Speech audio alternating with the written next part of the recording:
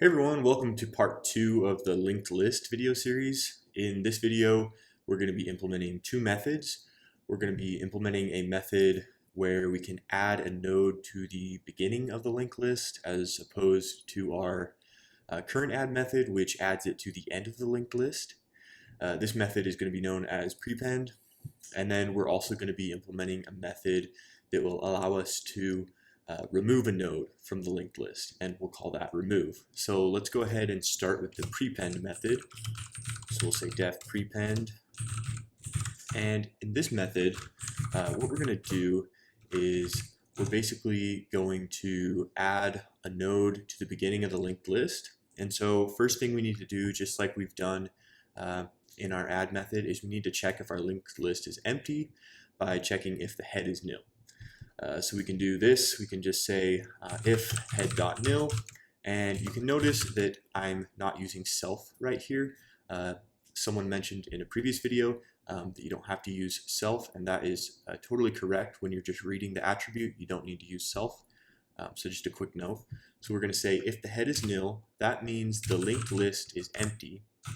So if the linked list is empty, it's pretty simple. All we have to do is create a new node, store the value that we want to in that node, and then set that as the head of the linked list.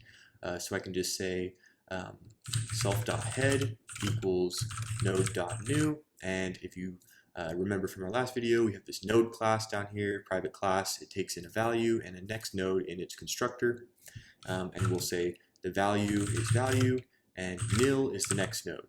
And then we have to pass in a parameter into the prepend method that's the value.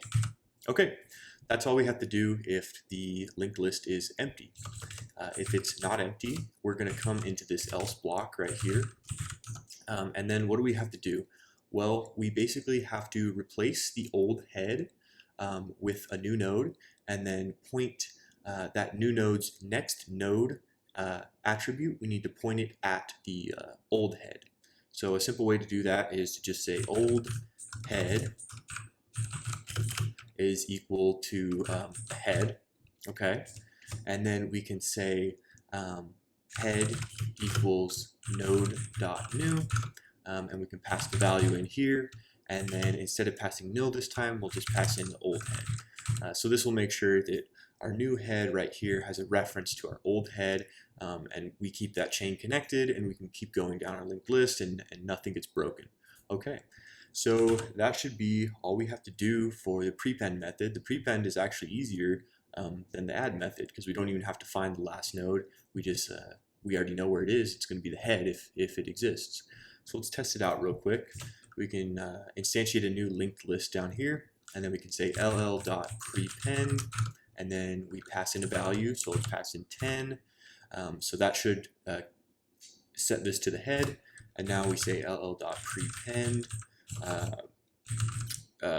20, okay? And so now 20 should actually be the first node in our linked list, and 10 should be the second node. All right, so let's see if that worked, and we can print a few things out just to check real quick. So we can say the linked list's head, the value, it should be 20, and then we can say the head's next node, that value should be 10. And if we get those, then we know our prepend is working properly. So let's run it right here.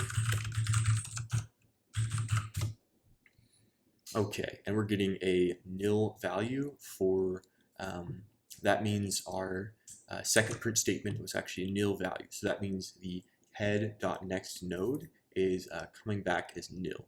So let's figure out why that's happening. So the head was nil, so it took self.head. And okay, this is actually a great learning moment right here. So on line 35, we can forego using self because we are just referencing this variable. So what Ruby's going to do is it's going to check, and it's going to say there's no variable in this method called head. So then it's going to go look up into the instance variables, that we defined right here in our initialize method. It's going to look up here, and it's going to say, oh, okay, there's a head method defined. So that's why we can forego using this self right here, because we're reading the value of head. But when we're setting it, we need to use self Otherwise, we're going to run into some issues, and that's because this is setting a local variable just local to this method. So we won't have access to this outside of this method, for example, down here when we try to read it. So what we have to actually do is say self.head, and then that should allow this to work properly. So let's make sure it does by clearing the console and running it one more time. And in this case, it does work. So we get 20 printed out and then 10.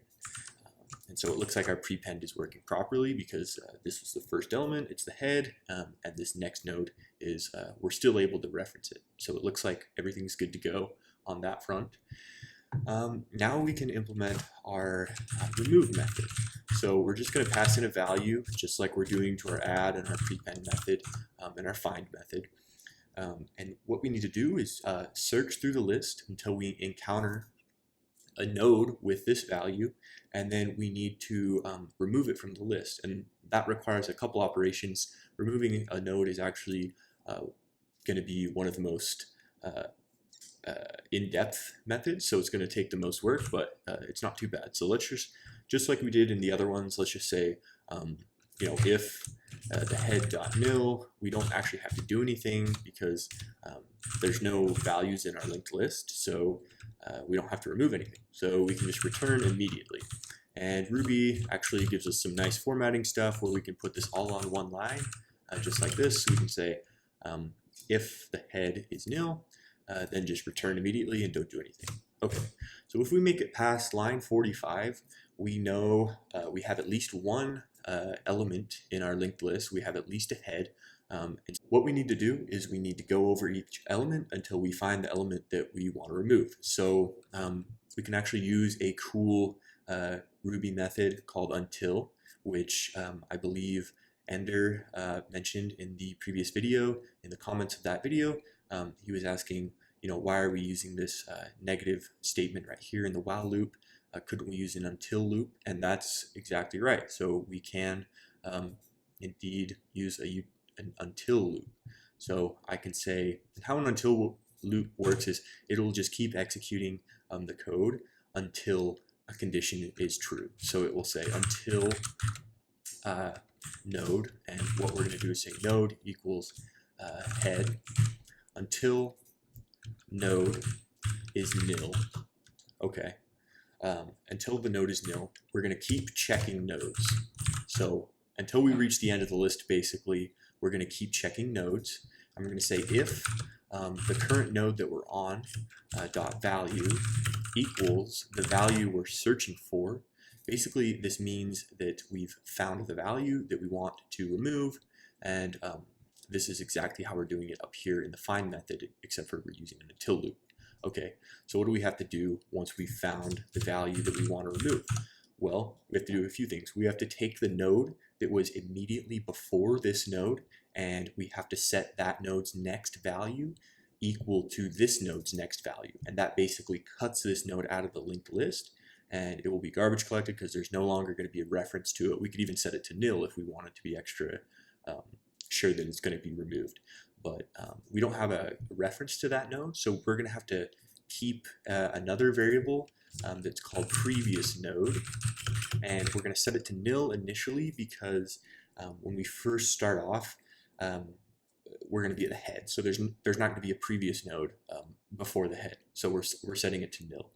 And so, okay, so the first time through, if we found a value, what we need to do is if previous node is not nil, so we'll say if previous node is not nil, then we need to set previous node dot next node equal to the node that we're currently at dot next node. Okay, so that basically just skips over this node.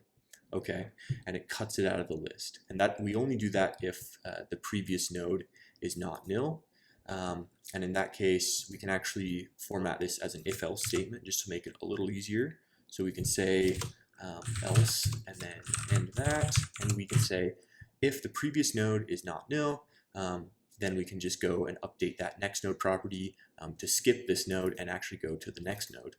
Sorry, I'm saying next node a lot and it might be confusing, but basically we're just skipping the node that we're currently on from the list. If the previous node is it is nil, so we're going into this else statement, that means we are on the head of the list. So basically all we have to do is set the head equal to nil, because we want to remove this node and it's the only node in the list, so we just set the head to nil. Okay, so that's all we have to do. And down here we want to say previous node equals node right here, and then we'll update the node to be the node.next node. Node equals node.next node. Okay, and this is important right here. This line is important because this is what is progressing us to the next nodes, and it will allow us to eventually exit this until loop. Otherwise, we would just be infinitely looping and we'd never be progressing through the linked list. So this is really important. This is what allows us to eventually reach a node that is nil, or find a value. Okay, and this is what allows us to keep track of the previous node, so we can use it right here and we can update its next node property. And this brings up another point. If we did update one of these, we would want to return immediately, just because we're done, so there's no need to keep looping through the list. All right, so everything is looking pretty good for this remove method. We have our check right here to see if the list is nil. We're doing an until loop through every node. And then if we find a node with the value we're trying to remove, we're basically just removing it from the list in one way if we're not on the head node. And if we are on the head node, it's a little easier than what we're doing in this statement. We're just setting that head to nil, essentially removing that head from the list. Okay, so we can go down here and test it out a little bit. Let's delete these, and we'll say ll.add, and then we'll say 10, ll.add 20, ll.add 30, and then we'll remove 20 from the list. So we'll do ll.remove, and we'll say 20, and then we'll say let's do puts ll.head.value, so that should be 10. And now, instead of printing out 20, if we do the head's next node's value, instead of this line printing out 20 like it would if we removed this line right here, line 80, it should print out 30, because the node 20 should no longer be in the list. So let's run this and see if it works. And it does. So we get 10 and 30, and we can run one more test just to check an edge case. We can, instead of adding 3 nodes, we can just add 1 node, and then we can remove that, and we can, instead of checking the next node, we can just check the head, and this should return nil, because we've removed the only node in our linked list, which is also the head, so the head should be nil. So let's make sure we save that, and we can go ahead and run this again, and we're getting nil printed out. Literally nothing is printed out, so we know that worked. Awesome. So we've introduced 2 new methods to our linked list class. The Prepend method, which allows us to add a value to the beginning of the linked list, and a remove method, which allows us to remove a node from anywhere in the linked list. And I think we're going to stop it here for this video. I'm going to make, I believe, one more video on linked lists, and we're going to expand upon the linked list a little bit, and we're going to add the ability to start at the end of the linked list and work our way back to the beginning. What this is going to entail is adding a new property to our linked list, which is called the tail, and that is actually just a pointer to the end of the linked list. And then we'll also add a attribute to our node class, which will allow each node to point backwards to the previous node. So we'll add a previous node value right here, and this will allow us to point backwards to the nodes that came before the current node in the linked list. And this will just allow us to do a few extra things and make some things more efficient. in our algorithms. So if you enjoyed this video, make sure to subscribe and like the video, and watch out for part 3 coming out soon. I also want to release a video that's not so much about how to implement a linked list, but why linked lists are beneficial and why you might want to use them in your programs. And that could be a future video, part 4 of this series about linked lists. So keep an eye out for that as well. Thanks very much for watching. I hope you have a great rest of your day.